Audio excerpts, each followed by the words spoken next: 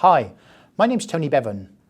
What I wanted to do today is give you my thoughts on how to build a proactive governance, risk and compliance framework in organisations. As we've seen in the Royal Commission or the post-Royal Commission in Australia, legislation, regulation and improving the culture of a business means getting exactly your regulatory and legislative obligations right. And this is no different to the UK with its senior managers and certification regime, the new pieces that are coming out in December 2019 with regards fit and proprietary test, as well as the obligations on individuals and the accountability with things like statements of responsibility and accountability, roadmaps and maps of accountability and delegation. These are very similar to what's happening in Australia and what will happen over the next 12 to 18 months. But the biggest thing is being able to create a framework that is proactively adhering to your regulatory obligations and legislative obligations to actually mitigate and proactively identify legacy as well as future risks to the organisation. So hopefully today I can give you some insight into the award-winning framework that I created in order to identify legacy risk and mitigate it, but also identify future risks to the organisation to absolutely proactively manage and adhere to your regulatory and legislative obligations. One of the biggest questions in Australia at this moment in a post-Royal Commission environment is, in financial services, how do you proactively meet your AFSL's regulatory and legislative obligations? There are a number of obligations, especially in the financial planning world for AFSL. And those obligations can be everything from responsible manager obligations to monitoring, supervision and training of your representatives, your compliance and risk management, your technological and human resources and conflicts of interest, as well as financial requirements like solvency and cash. And the general obligations of ASIC actually state that we need to proactively mitigate and adhere to those obligations on a regular basis. And the general obligations of ASIC even include things like do all things necessary to ensure that your financial services are covered by the license that you hold and you provide those services efficiently, honestly and fairly. You comply with your conditions of your license and financial services law and take reasonable steps to ensure compliance with the financial services law. You have adequate resources in place, including financial, technological and human resources in order to carry out and adhere to your license obligations, and making sure that you have internal and external resolution complaints processes in place, as well as adequate governance, risk and compliance frameworks in order to satisfy your obligations under the Corporations Act. Obviously, we know that recent events from the Royal Commissions state that are starting to drive the need for a proactive approach to AFSLs complying with their obligations. However, the challenge that we've always had in the industry is how do you build a proactive governance, risk and compliance framework that protects the business against legacy and future risks to the business? And how do you implement that? Now, one of the things that I did and created a few years ago was an award-winning governance, risk and compliance framework that proactively mitigated any legacy risk, but also looked at future risks.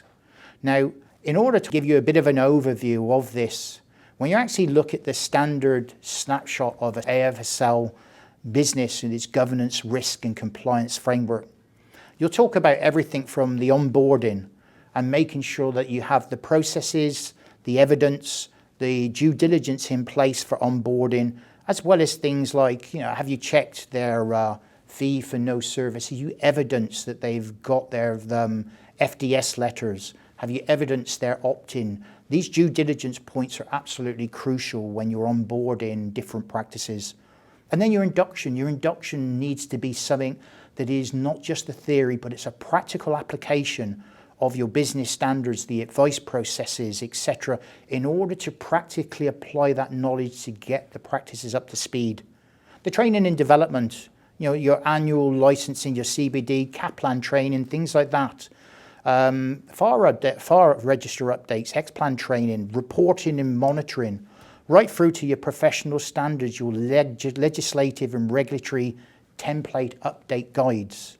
They're absolutely quite crucial when you're running an AFSL and making sure that you have these in your AFSL framework.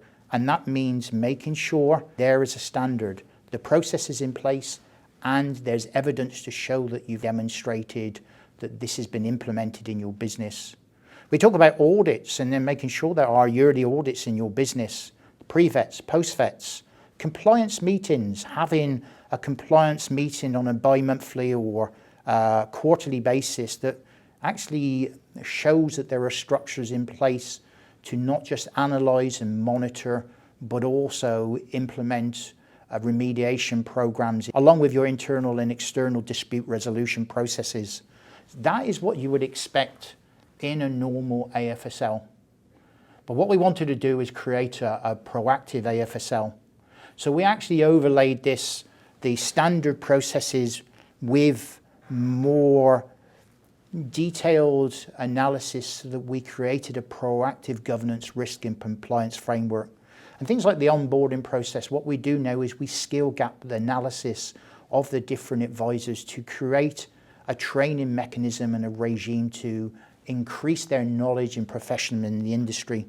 With the induction, it needs to be not just an induction that is there and gives people an understanding of policies, procedures, business standards. It needs to practically apply this in a way that improves the professionalism and the capability of the advisors. The training and development, proactively bringing in face-to-face training, education scholarships, where we give scholarships to help educate advisors for the future and help increase their professionalism in the industry.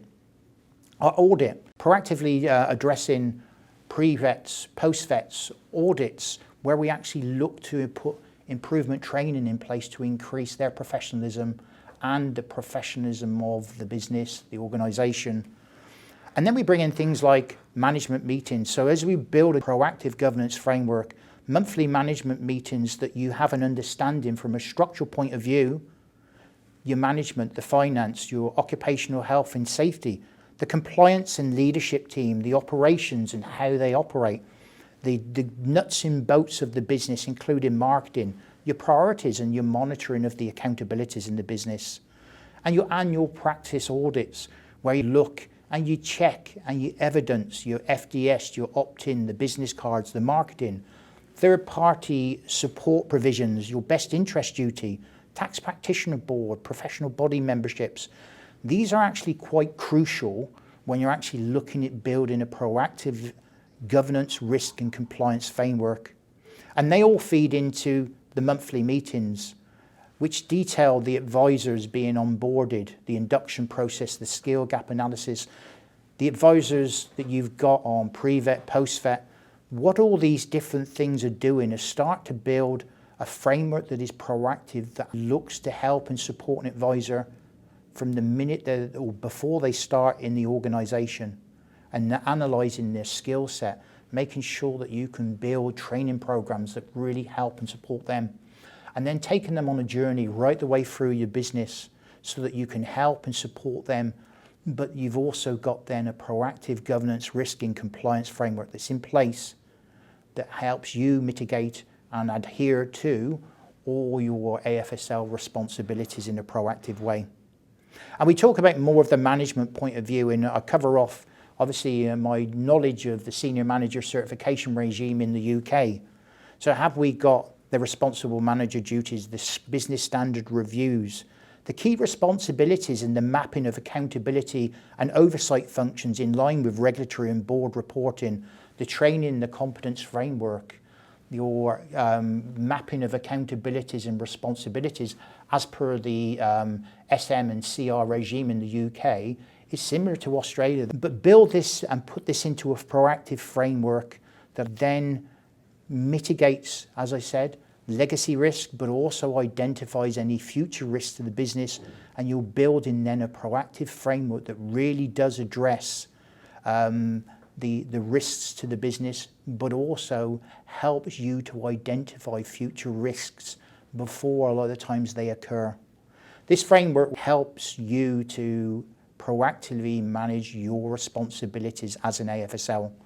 And given the amount of legislation and regulation that comes through, not just in Australia, but also in the UK with things like the fit and proper test, obviously SMCR, senior manager functions, having a proactive governance, risk and compliance framework at this high level really does help you to show and demonstrate that you've got some excellent governance, risk and compliance frameworks in place. Thank you very much.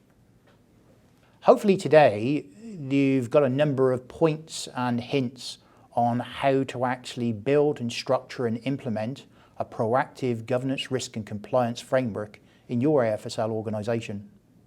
Please feel free to email me or call me if you need any other help or hints or tips on implementing this.